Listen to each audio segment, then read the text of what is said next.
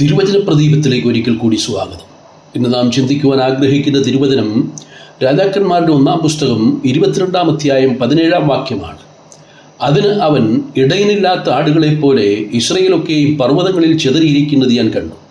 അപ്പോൾ യഹോവ, അവർക്ക് നാഥനില്ല, അവർ ഓരോരുത്തൻ താൻ്റെ വീട്ടിലേക്ക് സമാധാനത്തോടെ മടങ്ങിപ്പോകട്ടെ എന്ന് കൽപ്പിച്ചു. ഇസ്രായേൽ രാജാവായ ആഹാബും യഹൂദ രാജാവായ യഹോശാഫാത്തും ഒരുമിച്ച് ചേർന്ന് ഗിലെയാദിലെ രാമോത്ത് അരാം രാജാവിൻ്റെ അധീനതയിൽ നിന്ന് മോചിപ്പിക്കുവാനുള്ള ശ്രമത്തിൽ ദൈവത്തിൻ്റെ അരുളപ്പാട് ചോദിക്കുവാൻ 400 പ്രവാചകന്മാരെ ചുമതലപ്പെടുത്തി.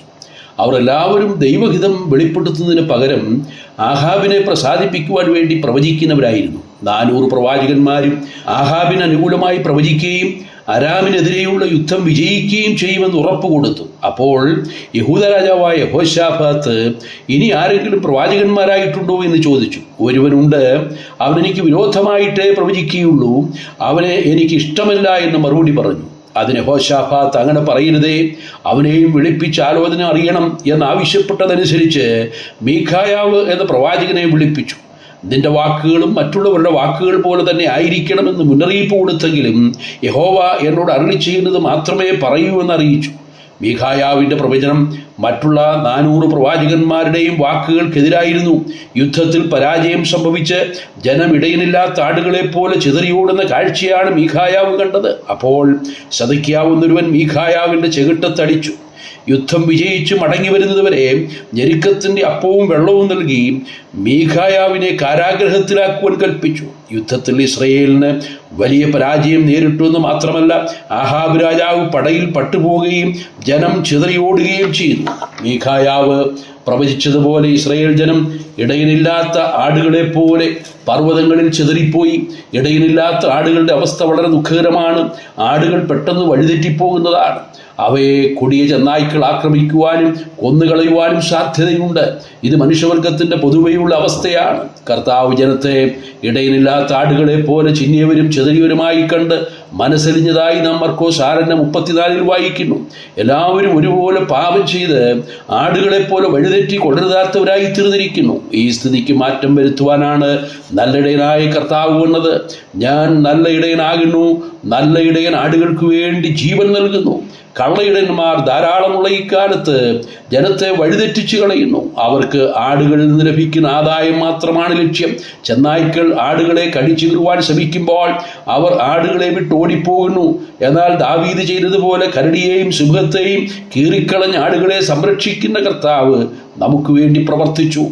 നമ്മെ പിശാചിൻ്റെ പിടിയിൽ നിന്ന് മോചിപ്പിക്കുവാൻ തൻ്റെ സ്വന്തം ജീവനെ നമുക്ക് വേണ്ടി ബലി നൽകി. എത്ര വലിയ സ്നേഹമാണ് കർത്താവ് നമ്മോട് കാണിച്ചത്! ഇതുപോലൊരു സ്നേഹം മറ്റെങ്ങും കാണുകയില്ല. ആ നല്ല ഇടയൻ്റെ കൈക്കീഴിലെ ആടുകൾ എന്ന നിലയിൽ എത്ര വലിയ സൗഭാഗ്യമാണ് നമുക്ക് ലഭിച്ചിരിക്കുന്നത്! ആടുകളെ പച്ചമേച്ചിലിൽ മേയ്ക്കുകയും സ്വസ്ഥതയുള്ള വെള്ളത്തിനരികത്തേക്ക് നടത്തുകയും ചെയ്യും. കൂരിരുൾ താഴ്വരയിൽ കൂടെ നടന്നാലും ആ കൂരിരുൾ താഴ്വരയിൽ കൂടെ വന്ന് ആശ്വസിപ്പിക്കുന്നു. ശത്രുക്കളുടെ മുമ്പാകെ മേശയൊരുക്കുന്നു. തലയെ എണ്ണ കൊണ്ട് അഭിഷേകം ചെയ്യുന്നു. പ്രാണനെ തണുപ്പിക്കുന്നു. മാത്രമല്ല, ദൈവത്തോടുകൂടെ നിത്യം വസിക്കത്തക്ക നിലയിൽ ആ മഹാഭാഗ്യവും നമുക്ക് ലഭിച്ചിരിക്കുന്നു.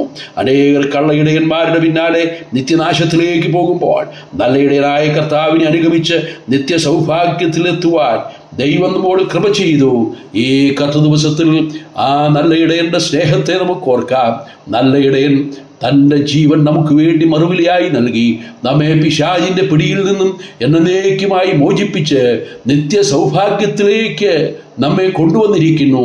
ഈ സ്നേഹത്തിൻ്റെ മുമ്പിൽ നമുക്ക് നമ്മുടെ ശിരസ്സുകളെ താഴ്ത്താം.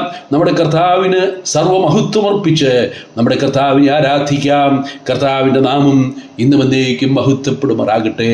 സ്വർഗീയ പിതാവേ, ഞങ്ങൾ അങ്ങേക്ക് സ്തോത്രം ചെയ്യുന്നു. ഞങ്ങളിടയിലില്ലാത്ത ആടുകളെ പോലെ ചിന്നിയവരും ചിതറിയവരുമായിരുന്നു. ഞങ്ങൾ കള്ളയിടയന്മാരുടെ പിന്നാലെ യാത്ര ചെയ്തവരായിരുന്നു, പിശാചിനെ പിൻപറ്റിയവരായിരുന്നു. എന്നാൽ ഞങ്ങളുടെ കർത്താവ് ഞങ്ങളെ സ്നേഹിച്ച മഹാസ്നേഹത്തെ ഓർക്കുവാനും ആ നല്ല ഇടയൻ്റെ പിന്നാലെ അങ്ങേ അനുഗമിക്കുന്ന ആടുകളായി തീരുവാനും ഞങ്ങൾക്ക് ലഭിച്ച മഹാഭാഗ്യത്തിനായി സ്തോത്രം. ഞങ്ങളെ ഈ വിധം സ്നേഹിച്ച നല്ല ഇടയൻ്റെ മുമ്പിൽ ഞങ്ങളെല്ലാം മഹത്വം അർപ്പിക്കുന്നു. ക്രിസ്തുയേശുവിൻ്റെ ധന്യമായ നാമത്തിൽ തന്നെ. ആമേൻ.